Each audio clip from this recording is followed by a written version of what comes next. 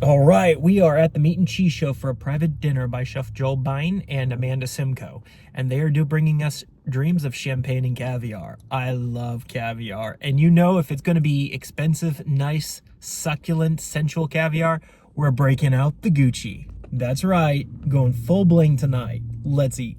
I have attended several of the Meat and Cheese Show's private dinners over the past year.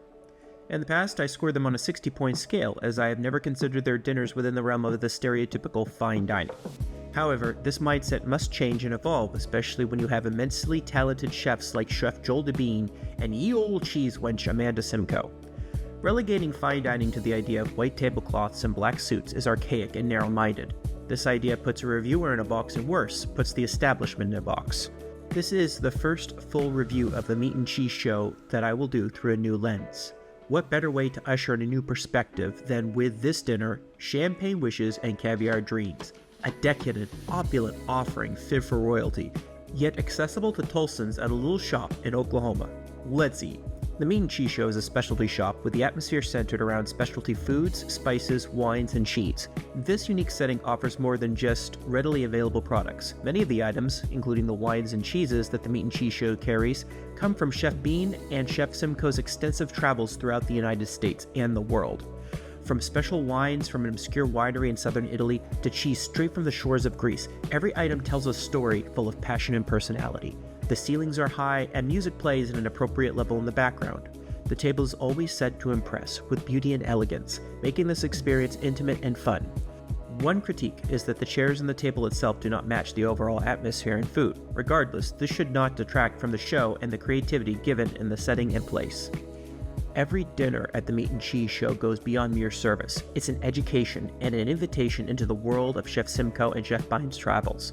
Every ingredient used in their menus and every bottle of wine served tells a story relayed with enthusiasm and love by both chefs before and after each dish.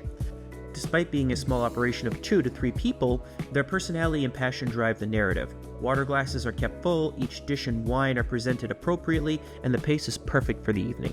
This dinner features different caviars with each course. Before each course, we are encouraged to take bumps of caviar to sample the little pearls of heaven. The first course is called Hot and Cold. It features a local egg yolk with vermouth creme fraiche, chive, and Kaluga caviar.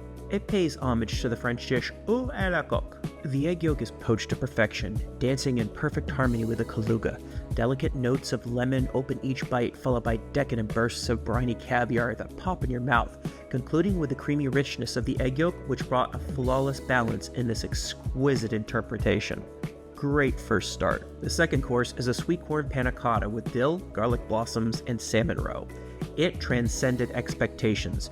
Visually stunning, it matched its beauty with a symphony of flavors. The intoxicating aroma of the garlic blossom set the stage, where each spoonful began with the luxurious sweetness of the cream corn custard, reminiscent of a bisque, only it's in panna cotta form. Mid-bite, the salmon roe released its heavenly essence, transitioned to the lingering flavors of dill and garlic. It's a triumphant culmination of taste and texture, a decadent, delightful dish that was unexpected and like sucking on heaven. The third course is the halibut with asparagus, 𝙂𝙧𝙧𝙧, hollandaise, and classic sturgeon caviar. Poached in butter and champagne, the halibut was a masterpiece of tenderness. Each forkful delivered delicate halibut notes, followed by the salty tang of sturgeon caviar and the elegant undertones of champagne and butter. Crisp fried asparagus and 𝙂𝙧𝙧𝙧 provided a delightful contrast, while the hollandaise sauce enveloped the palate in a luxurious eggy richness. This dish was pure sensory pleasure, perfectly executed and on the verge of transcendence. Then came the main course, the tenderloin, a dish that elevated Chef Bine and Simco to culinary deities. Comparable to the finest beef dishes across the United States, this masterpiece featured rebouchon potato croquettes, Gruyere espuma, and golden osetra caviar. The tenderloin, flawlessly rare, paired seamlessly with the smoky richness of the Gruyere. Each bite of the rebouchon potato croquette revealed a crust that yielded velvety, buttery bliss, heightened by the complexity and saltiness of the golden osetra caviar. Every mouthful was an exploration of perfection, a symphony of flavors that left us enthralled. Moans of pleasure escaped our lips as we savored every last morsel, forgetting decorum and licking the plate clean. This dish is so beautifully composed. Each item on the dish holds up on its own. However, whenever you take a bite of the steak with the Gruyere sauce, it elevates it. When you take a bite of the Robuchon Gruyere sauce and steak, it elevates it.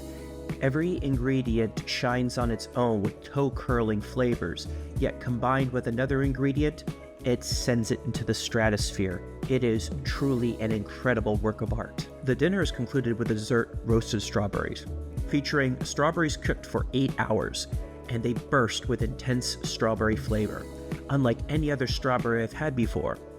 Served with silky vanilla ice cream that complemented the strawberries perfectly, and a fried candy wonton that added a delightful crunch. It is a fitting end to an extraordinary dining experience. Oftentimes, a tasting menu is a symphony, where each dish harmonizes and works in perfect tandem with the others. When a note is off, it's immediately noticeable, whether it's a misplaced course, a slight flavor imbalance, or an execution error.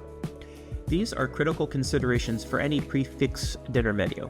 As I reflect upon my experience, I search for any imperfection, something that might have been merely good or very good. Yet, upon careful reflection, I couldn't find a single fault in what Chef Bine and Simco presented. Their dinners always deliver on consistency and excellence. However, this offering surpassed excellence and entered a realm of uncommon, not just in Oklahoma, but across the Southwest. It's not that their other dinners aren't great, they are. But this time, it felt like Chef Bine and Simco took bold risks, delivering more than just a meal. They brought wishes and dreams to life, achieving a level of transcendence with champagne and caviar that left a lasting impression, and our dreams now become memories. So, how did the Meat and Cheese Show dinner score? The atmosphere, an 18 out of 20. Great atmosphere, unique and wonderful, with one slight critique regarding the seating. Service, a 20 out of 20. It's an experience, an education, performed flawlessly, in this instance, by 2 people. Food, 60 out of 60. Each dish, each bump, each bite of food is excellent to transcendent, with no room for anything less than perfection. The overall, a 98 out of 100. Piece de resistance. Simply put, a truly immersive, incredible experience. Until next time, friends, let's eat.